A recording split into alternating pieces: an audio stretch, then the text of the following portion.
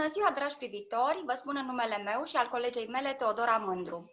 Bine v-am găsit la o ediție specială a emisiunii Academica. Ne bucurăm să-l avem alături de noi pe domnul profesor universitar dr. Leonarda Zanfirei, rectorul UMFST George Emil Palade din Târgu Mureș, alături de care vom discuta în minutele următoare despre proiectele și direcțiile către care se va îndrepta universitatea în următorii 4 ani, despre viziunea pentru mandatul 2020-2024,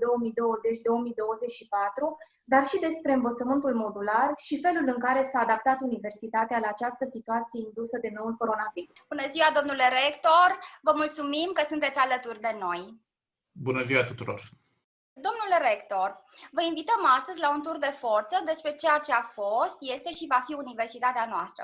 Propun însă să începem acest interviu într-o manieră foarte agreată de studenții noștri, referindu-ne la povestea devenirii dumneavoastră din punct de vedere profesional. Sunteți unul dintre alumnii acestei universități.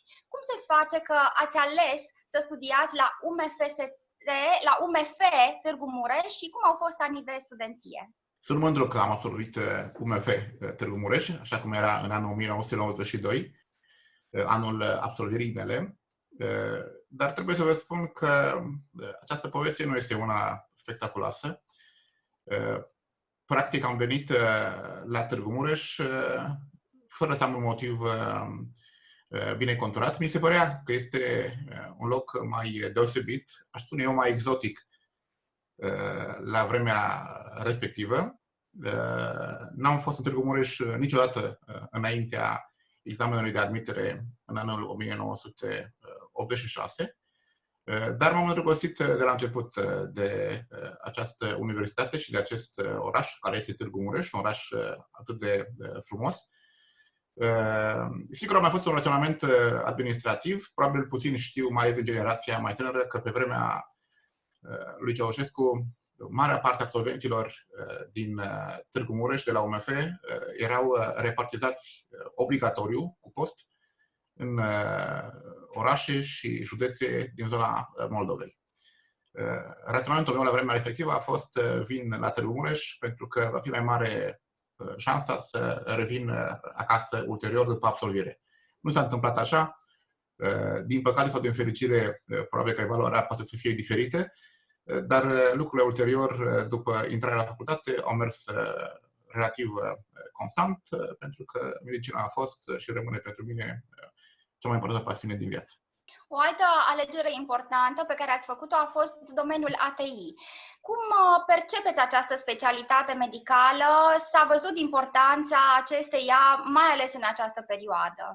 Este una dintre cele mai complexe specialități medicale, pentru că aduce la oaltă multiple domenii ale medicinei, nu doar o înțelegere foarte clară a principalelor mecanisme fiziopatologice ale bolii, dar patologia este una de regulă interdisciplinară la bolnavul critic.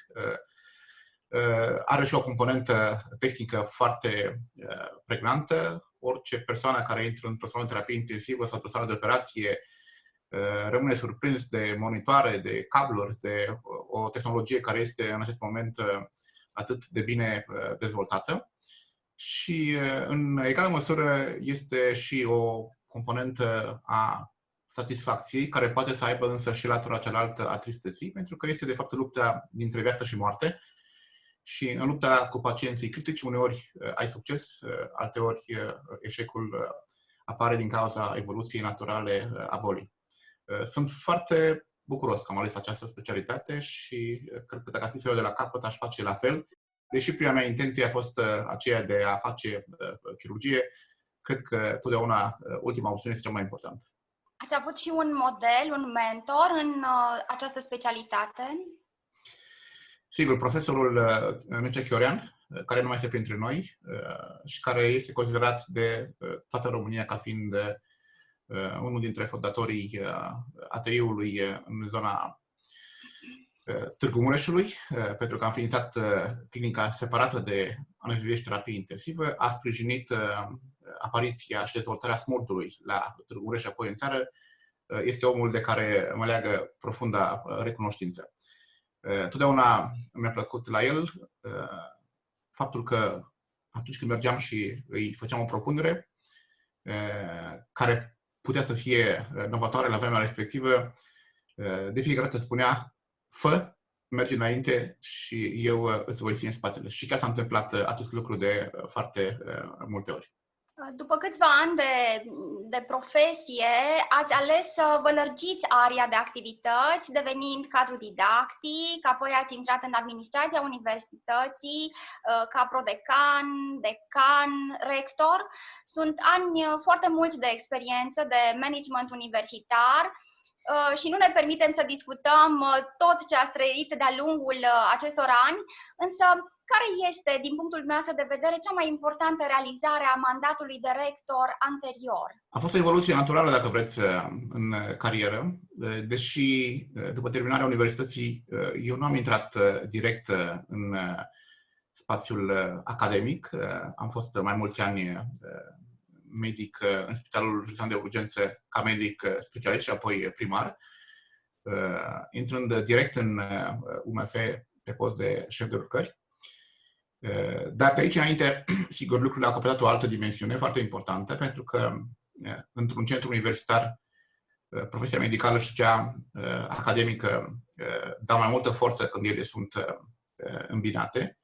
Și dintr-o etapă într-alta au apărut provocările. Au fost provocări la nivel de prodecan, apoi de decan. Sigur că funcția de rector a fost una venită la o vârstă despre care unii spuneau că este prea tânără, în urmă cu aproape 9 ani, dar lucrul acesta a făcut până la urmă să pot induce un dinamism specific tinereții sau, mă rog, vârstei mature, care de-a lungul timpului am reușit să-l transmit și colaboratorilor mei. Când mă uit în spate, sunt 8 ani și jumătate de activitate administrativă în fruntea universității. Au fost împliniri, cu siguranță, numeroase, au fost și lucruri care n-au ieșit așa cum mi-aș fi dorit eu.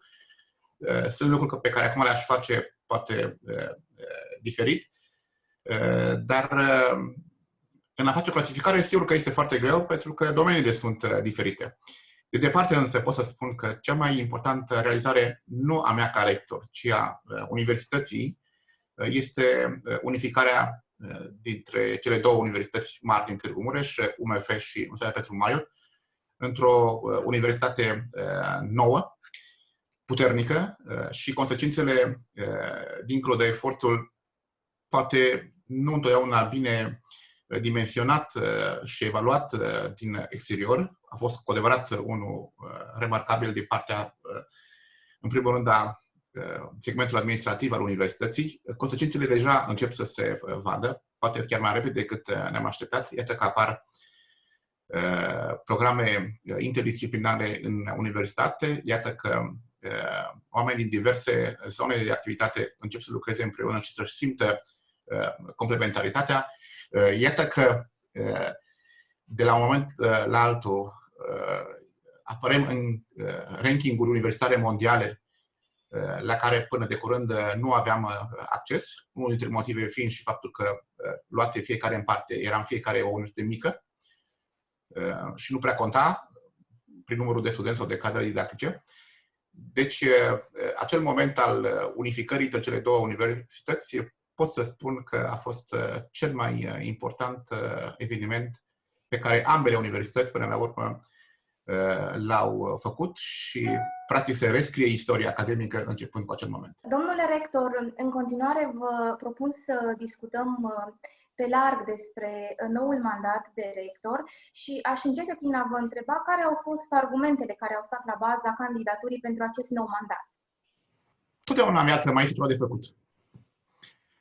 Și oricâte lucruri s-au făcut de-a lungul timpului, rămân proiecte neîntâmpinate sau rămân vise care e bine dacă se și pun în practică. Sigur, asta este, pe de o parte, dacă vreți, abordarea mai personală a lucrurilor. S-a acumulat de-a lungul timpului o experiență în mediul academic pe care consider că o am și acest lucru este important în conducerea unei universități, pentru că, dincolo de bune intenții, dincolo de poate niște abilități înăscute pe care le poate avea cineva, totuși managementul academic nu înseamnă doar a crea și a aplica reguli și instrucțiuni, ci înseamnă, de fapt, a înțelege în ce direcție poate să meargă o universitate și cum va arăta ea peste 10 ani. Ori această abordare strategică vine de regulă și dintr-o cunoaștere în detaliu a sistemului academic despre care vorbim. Pe de altă parte, nu vă ascund faptul că referendumul care a avut loc în luna mai anului trecut, prin care întreaga populație, întregul mediu academic din Târgu Mureș a decis cu o covârșitoare majoritate modul de selecție a rectorului pentru următorul mandat să fie prin concurs și nu prin alegeri generale, cum se face în marea parte a universităților din România, mi-au creat un sentiment pozitiv, mi-au creat convingerea că o bună parte dintre cei care sunt în jurul meu își doresc să mergem mai departe, cu un ritm pe care l-am avut, poate nu prea rapid în anii anteriori, dar cu siguranță având, de fapt, în fața noastră o direcție clară de dezvoltare. Am candidat pentru un nou mandat de rector, pentru că cel puțin câteva dintre proiectele mari ale viitorului se leagă într-un fel de ce s-a întâmplat până acum în universitate și, cunoscându-le în detalii, probabil că există și determinarea și forța necesară pentru a le duce în sfârșit. Care este viziunea dumneavoastră și a echipei manageriale pentru mandatul 2020-2024 pentru excelența în educație și în cercetare științifică? Știți foarte bine din documentele care au fost făcute publice faptul că am propus pentru următorul mandat un plan managerial care avea 3 cuvinte cheie: inovație, integrare și internaționalizare. Sigur, aici nu a fost doar un joc de cuvinte care să ascundă ceva în spate. Fiecare dintre acești 3 termeni mi se pare că sunt fundamentali pentru dezvoltarea unei universități. În contextul, cum spuneam, a unificării dintre cele 2 universități petrecute de curând. Trăim într-o lume a inovației în care, dacă nu menținem ritmul, ceilalți vor trece pe lângă noi fără să-și facă prea multe păreri de rău când competiția rămâne în urmă și suntem o universitate care trebuie să fie în față. Integrarea venea din faptul că totuși 2 structuri diferite trebuiau să funcționeze articulat și mai eficient decât o făceau împreună și acest lucru eu simt foarte clar că începe în sfârșit să dea roade. Iar al treilea element de internaționalizare, până la urmă, este elementul cel mai important al unei universități, pentru că misiunea unei universități nu este să ridice ziduri, ci să deschidă porți și porțile să deschidă nu în interiorul țării sau nu numai în interiorul țării, ci și mai ales internațional, pentru că știința nu are granițe și noi trebuie să facem tot ceea ce putem ca să fim europeni în sensul cel mai deplin al cuvântului. Domnule rector, în ceea ce privește echipa de management a universității, știm că au fost create noi prorectorate și structuri academice și administrative, iar cele existente au fost optimizate. De altfel, noi la UMFST Live am prezentat de-a lungul ultimelor săptămâni noile prorectorate și noi prorectori, dar vă rugăm cu acest prilej să ne oferiți mai multe detalii despre noutățile și schimbările care s-au produs în ultima perioadă. Unele schimbări probabil că încep să se vadă, altele sunt într-o fază avansată de proiectare. Sigur, partea administrativă a unei universități există și apare evident mai ales când apar disfuncționalitățile. Tocmai în ideea de a preveni aceste disfuncționalități am căutat o optimizare a acestor structuri. Nu am creat noi prorectorate, din contră, chiar am redus numărul de prorectori în raport cu ceea ce era în mandatul anterior, dar am gândit lucrurile diferit prin prisma atribuțiilor pe care aceste prorectorate și implicit prorectorii urmează să le aibă și deja au început să le aibă. Una dintre ideile de bază pe care le-am avut în cadrul managerial a fost ideea descentralizării. Și cred că am trecut de faza în care cineva să decide în universitate tot într-o structură piramidală prea puternic concentrată și acest proces de descentralizare pe care îl văd foarte important se referă la fiecare nivel de management al universității, fie că vorbim despre prorectorate. Practic, prorectorul pe un anumit domeniu trebuie să fie, în limita competențelor sale, rectorul domeniului respectiv. Nu mai spun despre decani, care trebuie să fie cu adevărat managerii facultății respective și în termeni academici, dar și în termeni administrativi.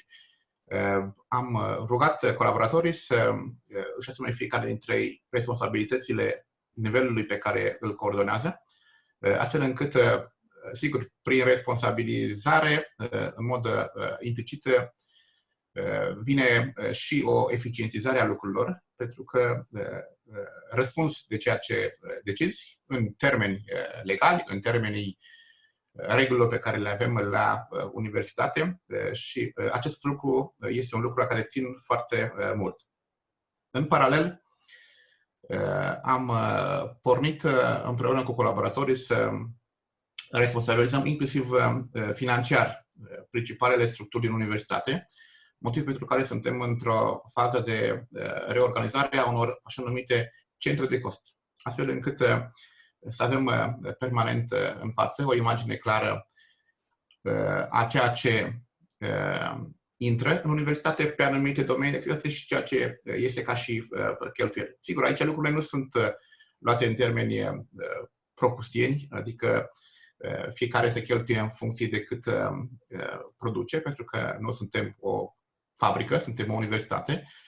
Este clar că trebuie să existe o componentă de susținere instituțională a fiecărui proiect pe care îl are universitatea. Sigur că este ușor de înțeles că anumite facultăți sunt mai, să spun așa, profitabile, deși cuvântul nu este potrivit în zona academică, decât altele, pentru că și interesul studenților este diferit de la un domeniu la altul.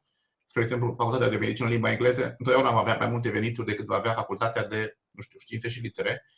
Și acest lucru nu este din cauza de management diferit la una sau la alta dintre facultăți, pentru că aceasta este imaginea de ansamblu a societății în care noi trăim în acest moment.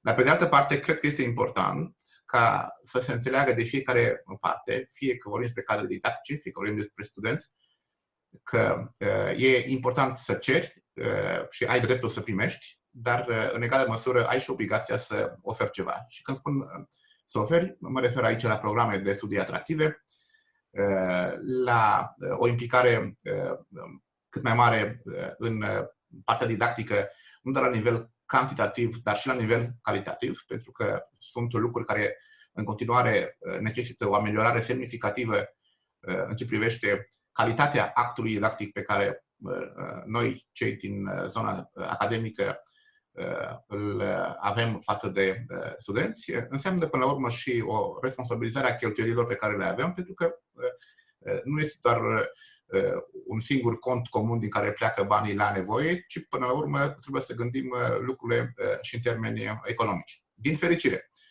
universitatea este o de puternică, inclusiv din punct de vedere financiar. Dar acest lucru nu înseamnă că trebuie să existe o irosire a resurselor care există, pentru că, de fapt, această stabilitate financiară pe ea o are permite și trebuie să permită investiții în infrastructură, în dezvoltare, pentru ca să fim, așa cum spuneam, în rând cu celelalte universități importante din Europa. Care sunt direcțiile în ceea ce privește strategia de internaționalizare a universității? Aici este o chestiune destul de complexă.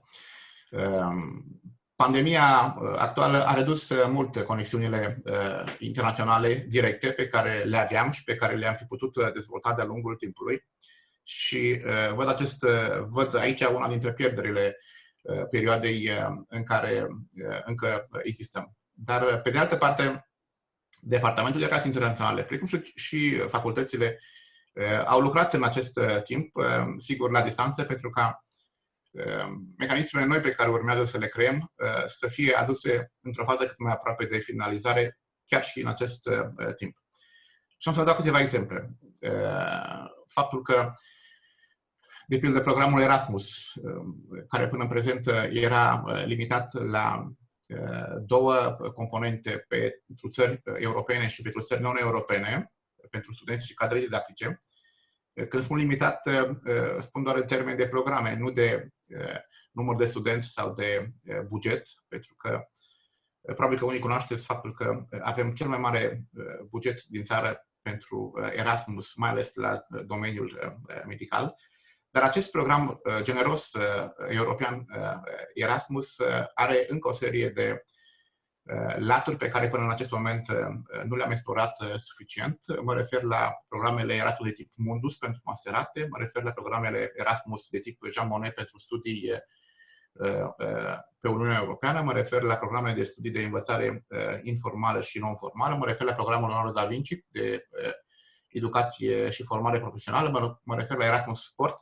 Am rugat colaboratorii și colegii de la Relații Internaționale să facă toate demersurile pentru a semna o variantă îmbunătățită a cartei Erasmus pentru a avea acces ca universitate la aceste programe de schimburi internaționale. Aș adăuga aici faptul că facultatea în limba engleză, care este o structură administrativă foarte puternică în acest moment în universitate, este, până la urmă, un trigger pentru a atrage studenții străini în universitate și probabil că în această facultate va trebui să luăm în calcul și alte programe care se desfășoară în limba engleză.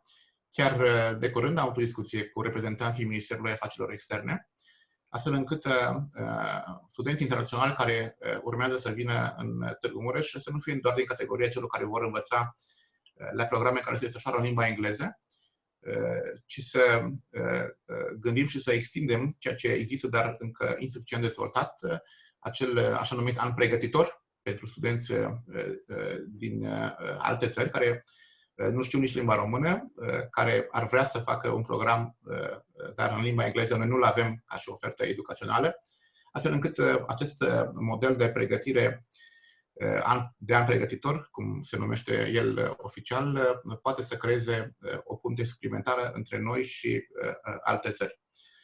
Mă gândesc de asemenea la înființarea unui institut multicultural în Târgu Mureș la universitate, un institut care să funcționeze într-o clădire separată, adaptată la scopul despre care vorbesc, și în care să invităm să aibă filiale principale instituții culturale care sunt în România. Mă refer la British Council, la Institutul Cultural Francez, la Institutul Goethe, la Institutul Cervantes, la Institutul Confucius, la Institutul Cultural Maghiar, la toate aceste structuri care sunt până la urmă guvernamentale din punctul de vedere al țării pe care le reprezintă, dar care, adunate în același loc, într-o structură care aparține universității, cred că ar fi benefică nu doar pentru multiculturalitatea universității, dar ar aduce un plus de vigoare culturală orașului în care ne găsim.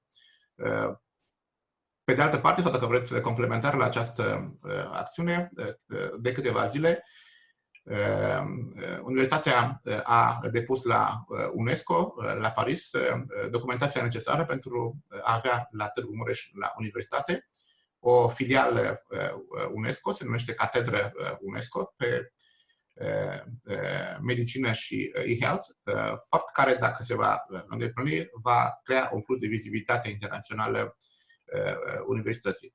Și aș încheia, deși sigur se poate să continue, cu un program la care țin foarte mult, de Visiting Scholar and Researchers, prin care profesori, cercetători din țările străine, când lucrurile se vor dezmorți din punct de vedere al pandemiei, vor putea să vină în Târgu Mureș, să stea aici, să lucreze împreună cu colegii noștri și să aducă acea plusvaloare pe care fiecare dintre noi ne dorim. În ceea ce privește infrastructura didactică și de cercetare a universității, care sunt obiectivele pentru următoarea perioadă, pentru următorii 4 ani? Vedeți să revenim până la urmă la ce spuneam adineauri, și anume că este nevoie de o stabilitate financiară importantă pentru ca aceste planuri de investiții în infrastructură să se poată întâmpla. Pentru că visele fără să aibă în spatele lor și resursa financiară rămân frumoase, dar rămân acolo.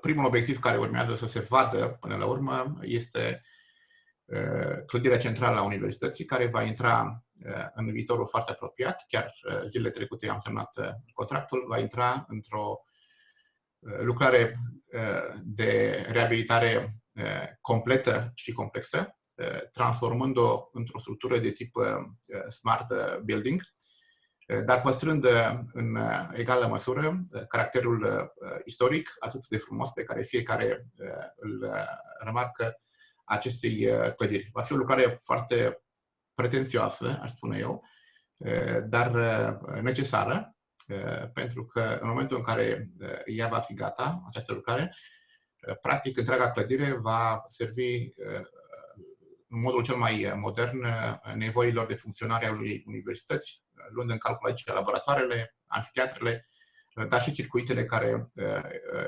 există și care vor exista ulterior.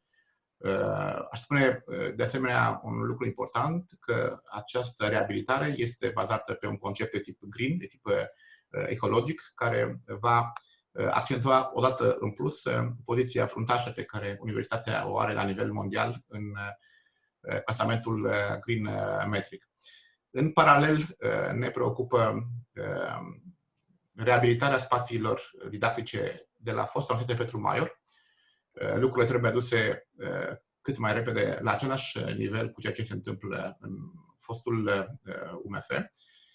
Există planuri de restructurare în acest sens, crearea unor laboratoare integrate și utile pentru utilizare interdisciplinară de tip Industrie 4.0, un laborator de microproducție 3D și, dacă știu bine, chiar în viitorul foarte apropiat vor veni la Facultatea de Inginerie, cred că 11 imprimante 3D care vor fi baza unor laboratoare de microproducție foarte moderne în acest sens.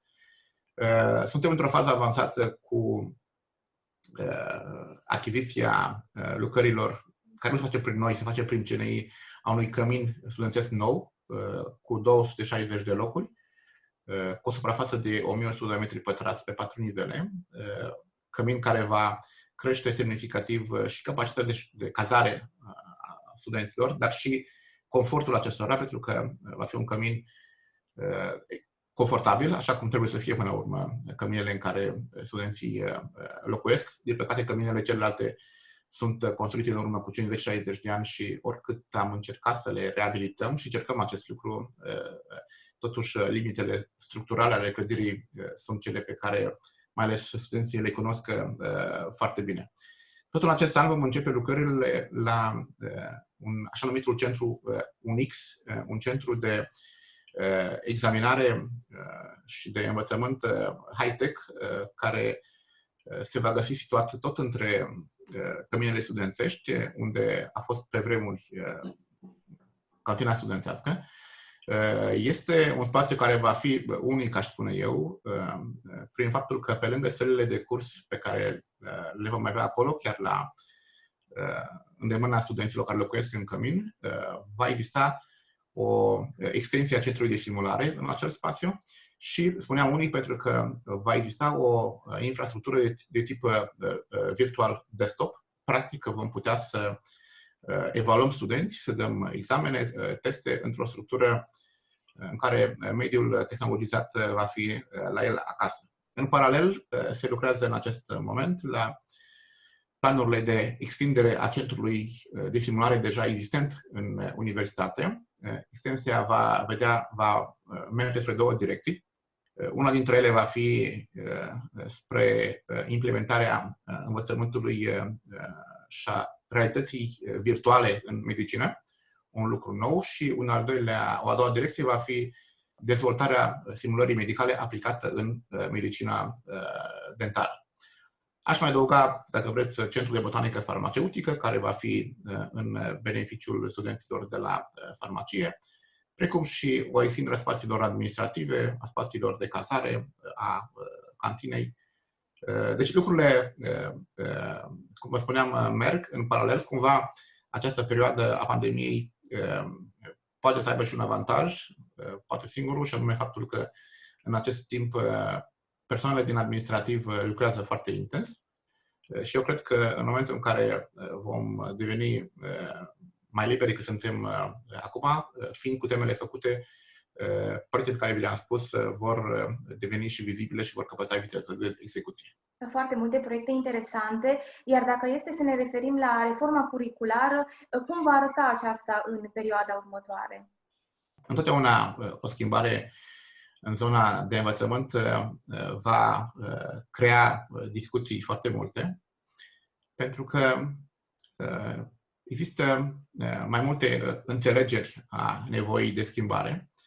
În general vorbind, oamenii se schimbă greu și au o asemenea rezistență care vine din mai multe raționamente, nu din rea intenție preponderent, ci mai degrabă dintr-o formă de existență care ne conferă, dacă vreți, o anume utilizarea informațiilor care deja le avem, un efort nu foarte mare, pentru că schimbarea înseamnă implicit și un efort. Pe de altă parte, vreau să vă spun însă că intenția noastră nu este și n-a fost niciodată de a face experimente în universitate. Modelele cu care am venit în fața comunității academice, fie că am vorbit despre profesori, fie că am vorbit despre studenți, au fost modele care le-am văzut aplicate și le-am analizat în alte universități. Sigur că nu este un model universal, sigur că pot să fie unii care se spune că și cum se făcea la noi este bine și eu nu spun că nu este bine, dar spun doar că este loc de mai bine. Pot să vă spun însă că în marea parte a majorităților care cu adevărat contează la nivel mondial, nu există învățământ care să dureze 14 săptămâni de școală cu 4 săptămâni de sesiune, după care același lucru repetat. Noi, practic, moștenim un sistem care vine din mulți ani în spate, care la vremea respectivă a fost potrivit, fără îndoială, dar care în acest moment este diferit de ceea ce se întâmplă în jurul nostru. Așa încât le spun tuturor celor care vor să înțeleagă că nu există un experiment pe care le facem, ci sunt modele care deja au trecut proba timpului, care și în dreptul nostru a universității vor fi ajustate de-a lungul timpului în funcție de ceea ce se întâmplă la nivel de universitate. Învățământul modular în acest moment a devenit o realitate pe care nu putem să o mai ocolim, de aceea a și fost până la urmă legiferată în interiorul universității. A fost întotdeauna și este în continuare, cred, nefiresc, deși schimbarea a venit sau a venit foarte greu, să nu creăm, sau era nevoie să creăm, dacă vreți, mecanismul prin care studenții să nu mai învețe doar în sesiune, de la un examen la altul, într-o formă prin care se puneau la oaltă piese nu întotdeauna articulate între ele. Și mă bucur foarte mult că primii care au recepționat schimbarea și au văzut-o în termenii pozitivi au fost studenții. Și e foarte simplu. Acești studenți au fost în Erasmus, au fost în alte universități din afară, au văzut ce se întâmplă acolo, au văzut avantajele până la urmă, pe care noi poate le-am văzut prea târziu, trebuie să facem mai devreme decât am făcut-o, și și-au dat seama că o abordare integrativă, pe orizontală și nu pe verticală a predării, este mult mai aproape de profesia și de abilitățile pe care ei trebuie să le dobândească. Pentru că una este să înveți, de pildă, microbiologia în anul 2 ca disciplină fundamentală și ulterior abia prin anul 6 să ajungi să ți se predea bolile infecțioase când folosești ce ai învățat în anul 2 la microbiologie sau farmacologie. Și altceva este ca în același modul să înveți disciplinele care sunt importante pentru a înțelege cum funcționează un sistem sau un aparat la nivel biologic. Sigur, acest lucru îl întâlnim și în zonele de științe și litere, în zona de tehnologie.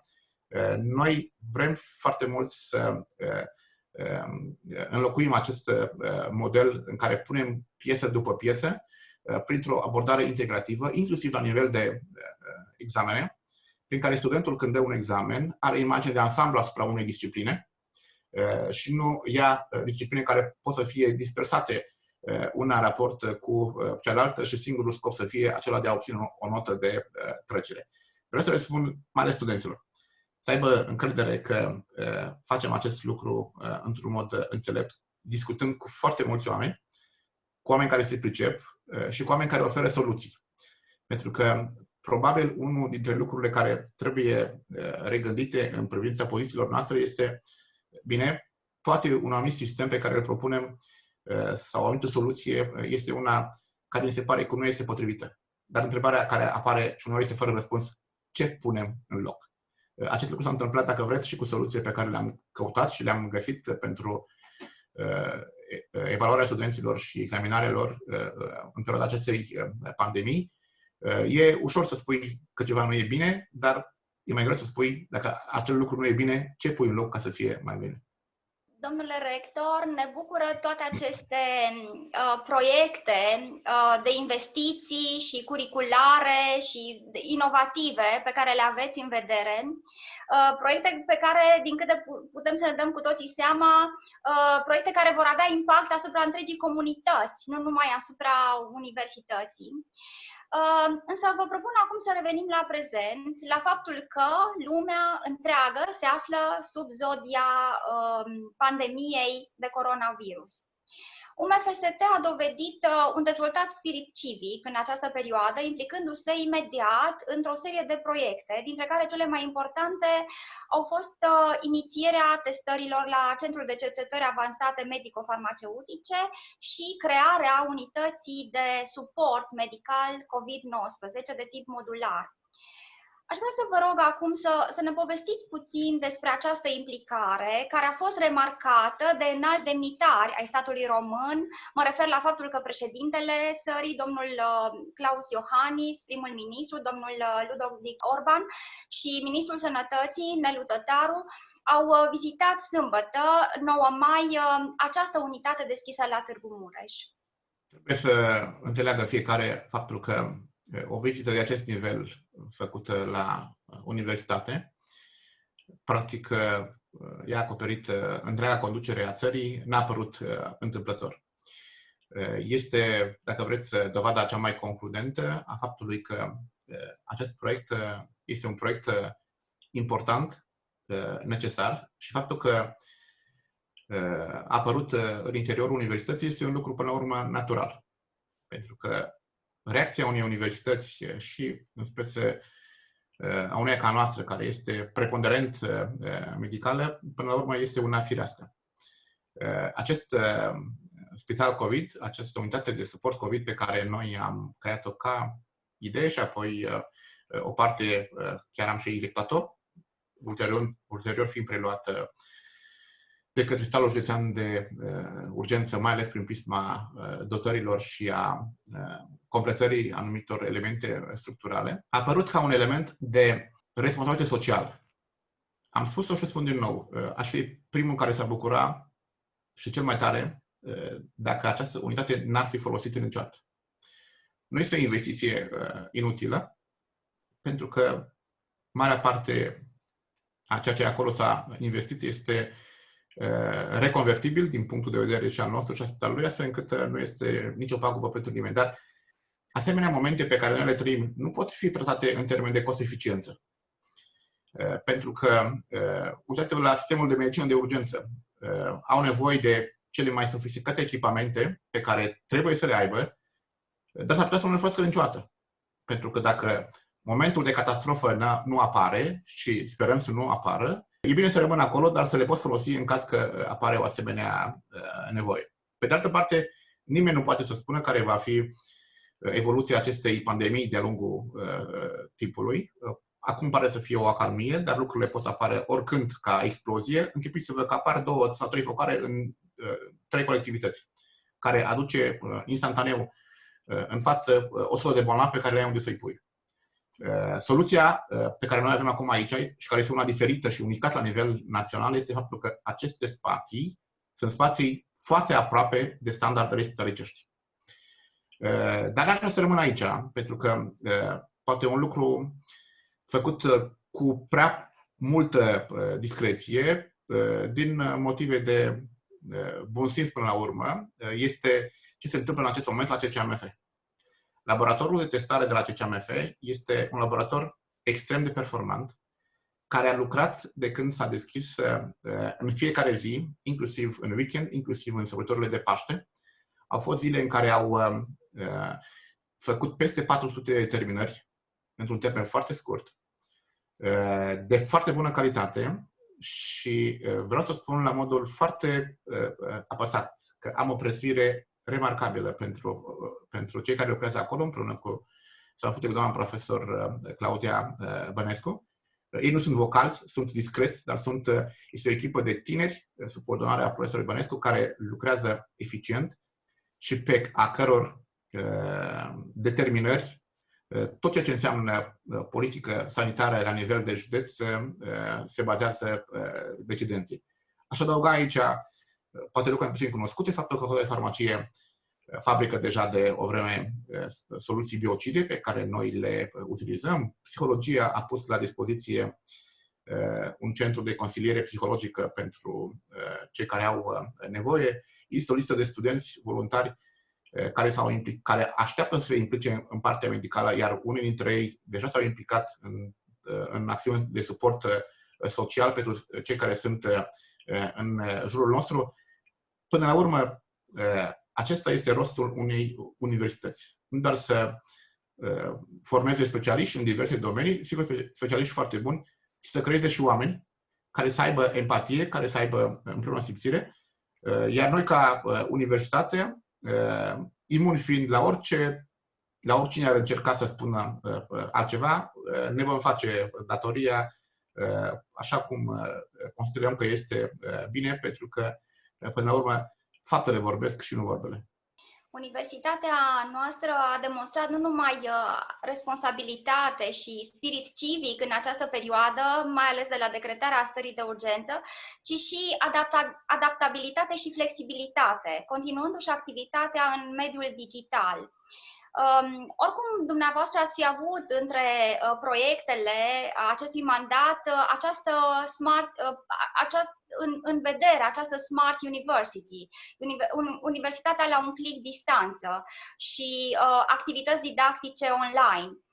Cât de dificil a fost totuși crearea platformei în mai puțin de 3 săptămâni și care a fost răspunsul comunității academice?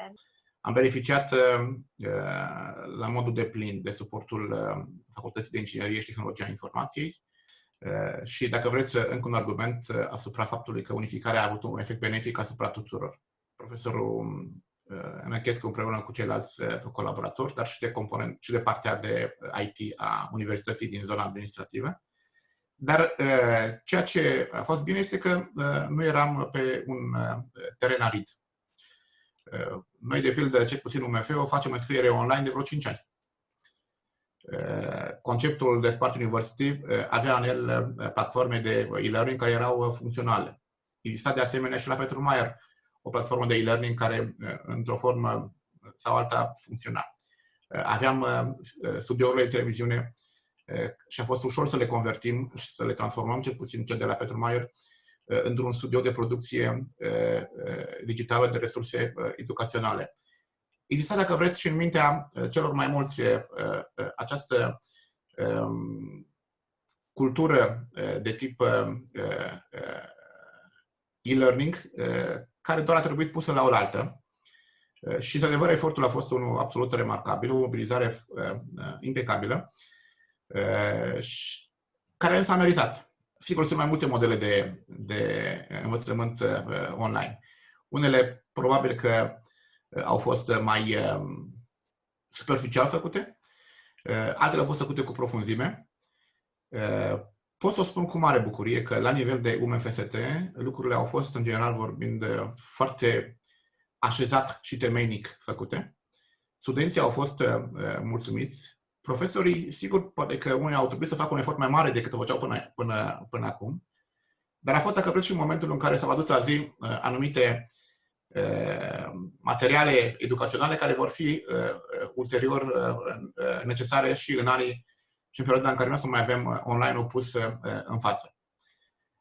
Deși susțin foarte mult acest concept, trebuie să vă spun că nu îi dau o valoare absolută.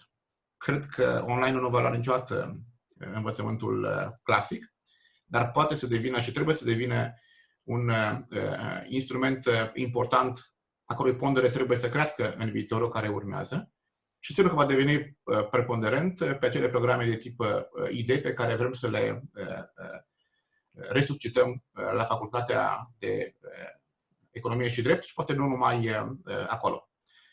Provocarea însă cea mai mare a venit în zona de examinare.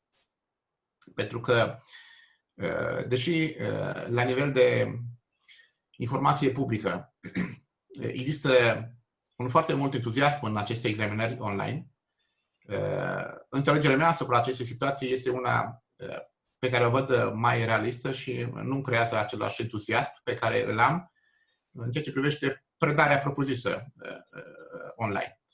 Până la urmă, evaluarea unor studenți, indiferent că vorbim despre terminarea unui examen, despre admitere, despre licență, înseamnă, dacă vreți, o confirmare a faptului că acești studenți și-au însușit informațiile pe care trebuiau să le ia și abilitățile pe care trebuiau să le facă și că diploma pe care o primesc prin nota respectivă este cu adevărat o imagine corectă a ceea ce ei știu să facă. Examinarea online, în contextul în care trăim noi în acest moment, diferă de ceea ce se întâmplă în universități care au trecut de multă vreme pe acest tip de evaluare, dar care au și sisteme au și infrastructură și sisteme de verificare mult superioare care previn orice fel de incidente care pot să apară. Astfel încât România în acest moment, societatea în care trăim, nu are destule resurse pentru a asigura toată această infrastructură. Un motiv pentru care noi, de altfel, am și încercat să ajutăm studenții care aveau dificultăți financiare și am suplimentat fondul de ajutor social, permițându-le și ajutându-le să-și cumpere calculatoare pe cei care nu puteau să o facă. Este și o componentă, până la urmă, de infrastructură de tip internet, dar nu în ultimul rând aș spune că este și o componentă de educație, aș spune eu, inclusiv educație într-un cod de onoare pe care toți studenții de la universitățile care practică acest tip de examinare și-l asumă. Onoarea de a fi cinstit cu tine însuți și apoi cu ceilalți atunci când o evaluare online se produce, în condiții în care ești aparent singur, doar tu cu ecranul din față. Și sigur că este și o componentă de natură, una foarte pragmatică, până la urmă, de care trebuie să ținem cont și ne-a preocupat insistent acest lucru.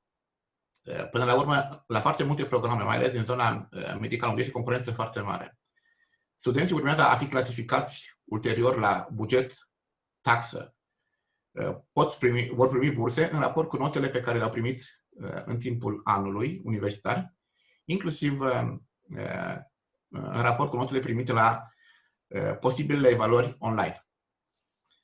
Un motiv în plus ca să ne asigurăm că acele evaluări sunt corecte, pentru că de notele primite la aceste examene depinde până la urmă situația lor școlară pentru anul care urmează.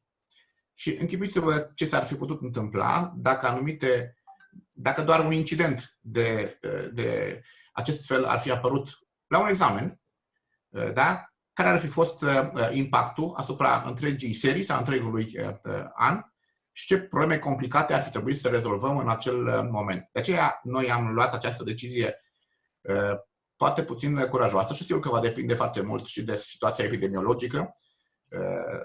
O spun foarte clar, dacă nu vom avea certitudinea siguranței medicale, sanitare a studenților, nu vom face examen on-site, dar vom lua toate măsurile ca siguranța lor să fie pe primul plan, iar ulterior să punem în practică această decizie.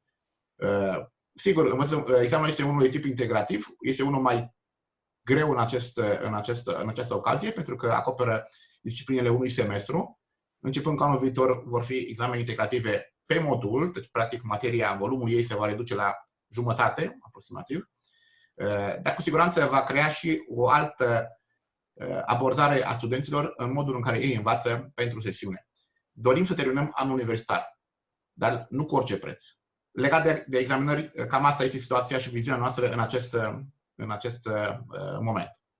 Privitor la absolvirea studenților în acest an, sigur că este o tristețe a fiecăruia faptul că probabil nu va fi posibil să avem o absolvire asemănătoare celei care a fost anul trecut, care a fost cu adevărat o sărbătoare a orașului, a miilor de familii care au fost prezente la această festivitate.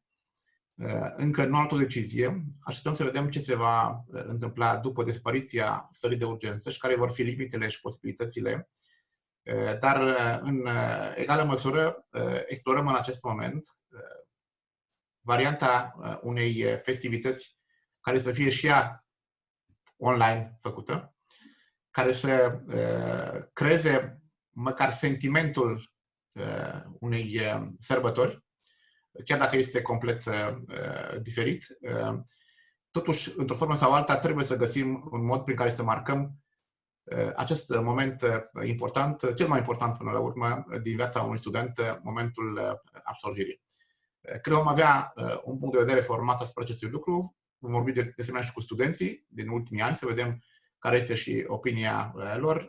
O să venim cu informațiile concrete în acest sens. Aș vrea să vă mai întreb despre admiterea din vara acestui an, care cu siguranță va fi și aceasta diferită de ceea ce s-a întâmplat în anii anteriori. Mai puțin diferite decât celelalte schimbări din universitate. Cum spuneam, înscrierea la universitate se face online de foarte multă vreme, ea va rămâne la fel. Poate vom crește puțin perioada de înscriere, luând în calcul și calendarul bacalaureatului.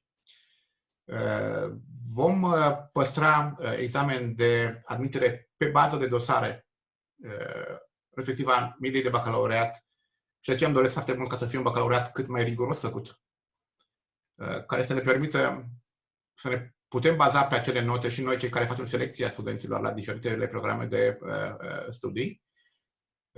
Probabil, dacă vom obține acceptul Senatului în viitorul foarte apropiat, vom include în acest concurs de dosare și programele de la domeniul sănătate pe care le aveam încă la admitere, programele mici, cele de 3 și 4 ani. Mă refer la asistență medicală generală, la nutriție, la BFK și la tehnică dentară, păstrând însă examen de admitere clasic pentru programele la care avem concurență foarte mare, și anume la medicină, medicină dentară și farmacie.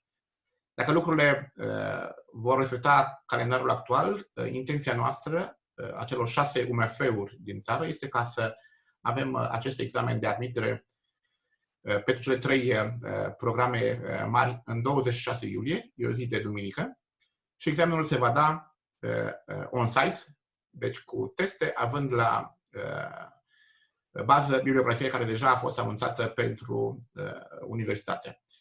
Dar, repet, acest lucru depinde până la urmă și de modul în care vor evolua lucrurile la nivel național. Este însă prima noastră opțiune, mai mult poate decât în altă parte, pentru că vrem să ținem cont și de dorința de a avea o clasificare corectă într-un loc unde concurența este foarte mare și miza este, prin urmare, foarte mare, și să nu expunem nici elevii la riscuri care probabil ar putea să fie prea mari dacă lucrurile nu merg într-o direcție bună.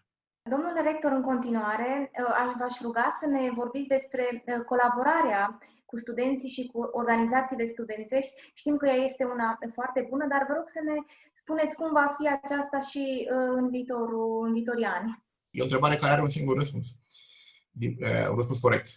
Din punctul de vedere al nostru, sigur că ne dorim să rămână la același nivel. Relația cu studenții, cu organizația studențești este una excelentă. Trebuie să se înțeleagă însă că ei sunt reprezentanții studenților. Ca în orice domeniu, este imposibil practic să obții unanimitate de opinie de pe o decizie sau de pe altă decizie. Întotdeauna vor fi unii care vor vrea într-un fel, alții vor vrea în alt fel. De aceea este administrație care să facă pace între două categorii de opinii.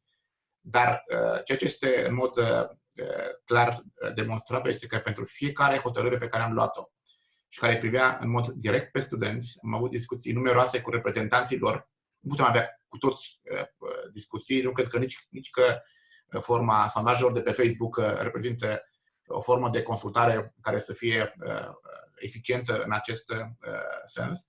Dar acest parteneriat pe care l-am avut cu studenții, eu n-am nicio rezervă să cred că va continua și mai departe. Avem noroc că avem în structurile de conducere, fie că vorbim despre Senat, consiliile de facultăți, Consiliul de Administrație, studenți buni, care înțeleg să susțină măsurile care duc la creșterea calității în învățământ și nu la scăderea standardelor, care sigur că ar putea favoriza pe unii. Din păcate se întâmplă uneori următorul lucru. Mai vocali sunt cei care doresc o scădere a calității în detrimentul sau în favoarea interesului personal de promovare. Trebuie să luăm și pe ei în calcul, fără îndoială, pentru că și ei reprezintă o parte importantă a universității. Dar dacă vrem progres, progresul vine dintr-o creștere a calității. Și nu am nicio îndoială că vom colabora la fel de bine cu acești studenți și de-a lungul timpului, în măsura în care ei vor înțelege că suntem în aceeași barcă și că mergem în aceeași direcție. Și pentru că ne apropiem ușor de finalul emisiunii noastre, aș dori să vă întreb dacă aveți un mesaj de transmis comunității academice, cadrelor didactice, studenți și viitori studenți. Am încheiat planul strategic al Universității pentru următorii ani, ca document programatic, cu un dicton pe care l-am propus și care a fost aprobat de Universitate pentru a fi motoul universității noastre. E pluribus unum. Dintre multe, una. Sunt multe universități în România, dar cred că avem suficiente motive și trebuie să facem până la urmă toate eforturile din partea noastră pentru ca din aceste multe universități care există, fiecare bune în felul lor și cu performanță, să ne găsim dimensiunea cea mai potrivită, astfel încât să devenim unici, în sensul frumos, în sensul bun al cuvântului, în sensul european al cuvântului. Acesta este, până la urmă, aceasta este deviza cu care vreau să mergem înainte, împreună cu toți colegii și colaboratorii mei. Domnule rector, vă mulțumim foarte mult pentru acest amplu interviu pe care ni l-ați acordat, pentru faptul că ne-ați prezentat proiectele universității pentru următoarea perioadă și pentru toate informațiile transmise, cât și pentru acest mesaj adresat comunității academice. Vă mulțumesc și eu. Aici se încheie emisiunea noastră. Vă mulțumim pentru vizionare. O după-amiază plăcută în continuare vă dorim. La revedere!